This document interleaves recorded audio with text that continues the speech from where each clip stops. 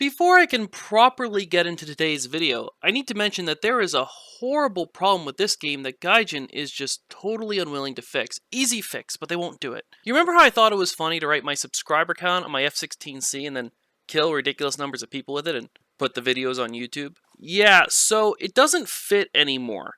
The game only allows me to use 4 digits, and my channel blew up so hard last week that my subscriber count does not fit on the plane anymore. I mean, I could abbreviate it as 2 tens, but it's just not the same. I'll take suggestions in the comments. Hello! I am Aoyalaipe, and I like to hop into top tier matches in War Thunder, and then personally kill the entire enemy team by myself. Welcome to my channel. Good news, everyone! For once, my guides will apply to both props and jets in both arcade and realistic. In fact, it's also a quirk of how just actual real-life planes fly and intercept each other. So a lot of the key principles in War Thunder are a lot like looking at this random Gecko here. It's obvious once someone points it out to you, but it's difficult to see in the first place if you were just casually strolling through the forest, the forest wherever it lives, Madagascar apparently.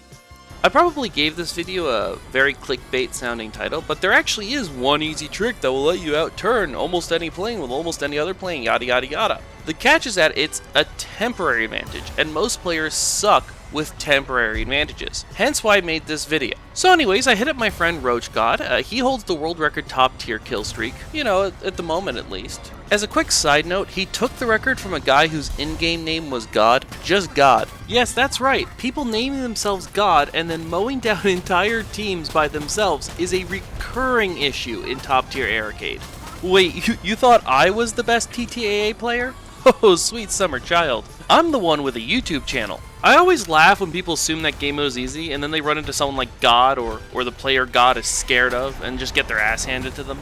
Never gets old. So anyways, I was like, hey Roach God, do you want to shoot me down on video so these new players we like to slaughter in hilariously excessive numbers can learn? And he was like, I would absolutely love to watch you eat shit and die.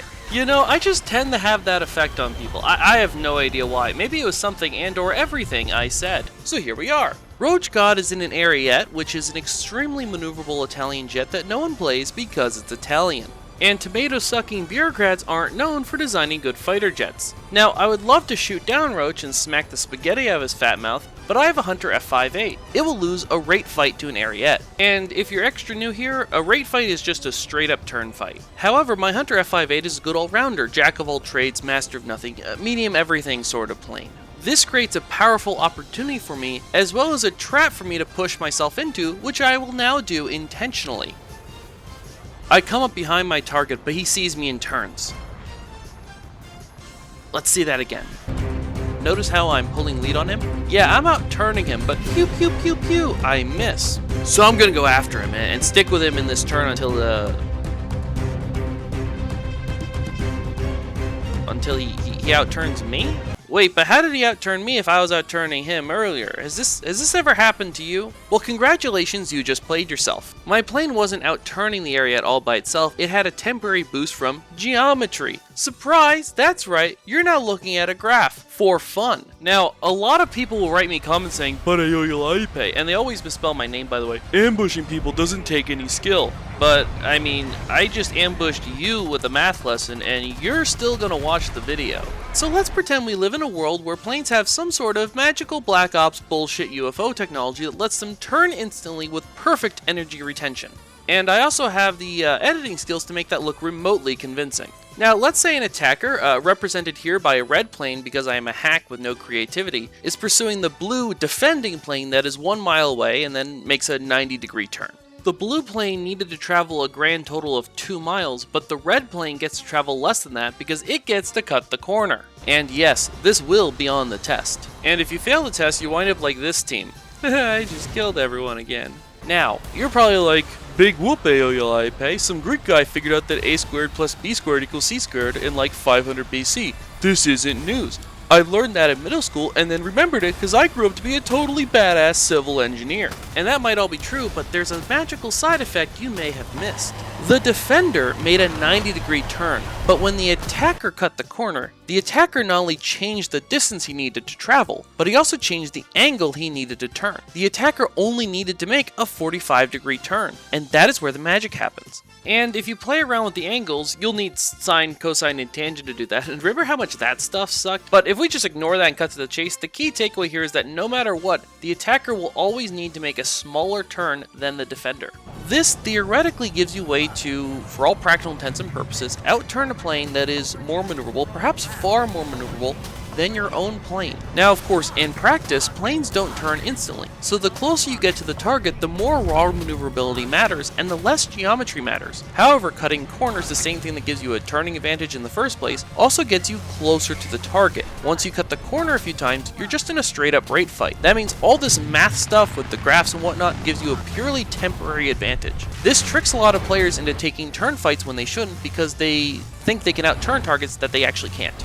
But if you actually know how to harness this effect, it becomes very powerful. Alright, now let me show you the right way to do this. Let's say I come in fast from behind and go pew pew pew and miss. I can just pull out halfway through the first turn. Just like that, super easy. I get to fly off into the sunset while my opponent has to burn time and energy finishing his huge turn. No way is he going to catch me. Understanding that you can harness a temporary advantage to win a fight while still having the power to simply fly away if you can't seal the deal in that particular attack is one of the keys to turning jets like the Hunter or the F-8 Crusader into absolute units. They have good but not amazing speed and good but not amazing maneuverability. That makes them maneuverable enough that you can easily outturn anything if you have a geometry advantage, while also being fast enough to easily run away from anything you can't outturn if you shoot at it and miss. Oh, and as a side note, this doesn't work for huge bombers most of the time. Like if your B-29 had enough space to outturn a MiG-15, then that MiG-15 would have enough time to do a 180, turn around and shoot you in the face. But generally speaking, anything that vaguely resembles a fighter should be able to use this to some extent against anything else that vaguely resembles a fighter.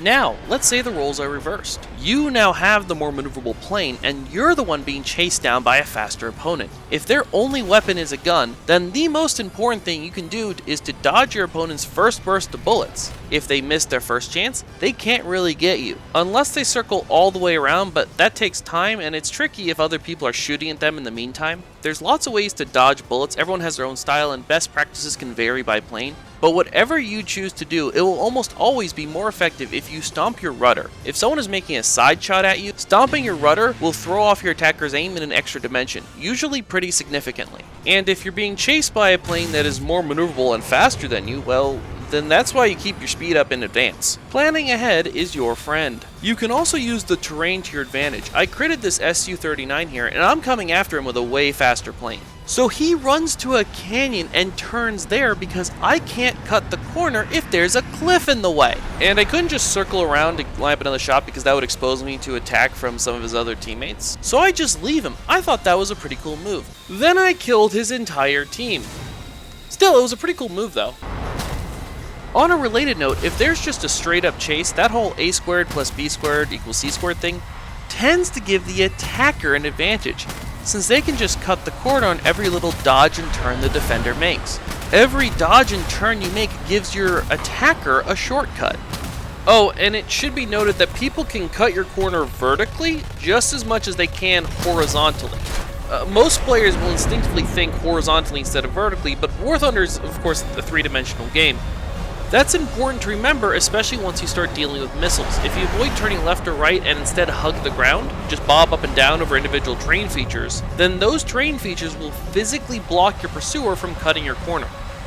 This is why one of my favorite ways to deal with multiple attackers spamming missiles at me is to hit the deck and maneuver their missiles into trees. Not only is calling in an airstrike on the Lorax an exceptionally energy efficient way to dodge missiles, but if my attackers cut my corner, then they'll just fly into the trees too. If they can't hit me with missiles and they can't catch up to within gun range, then they can't get me. Now, if you happen to be a math teacher watching this and you want to use this video in your class, but you can't because I swore and insulted Italians and tried to assassinate the Lorax and was actually just generally incredibly obnoxious during the entire video, then don't worry. I'll put a link in the description a few days from now to a version of this video where I don't do any of that stuff. After all, when some annoying kid asks you, but when would we ever use this? You want to be able to say, so you can get better at video games and look awesome on the internet. Trust me, that is the best way to get kids invested in your related rates lesson or whatever. Anyways, if you subscribe and ring the bell, you won't need to remember how to spell AOLI pay next time you want to watch one of my videos. Happy hunting!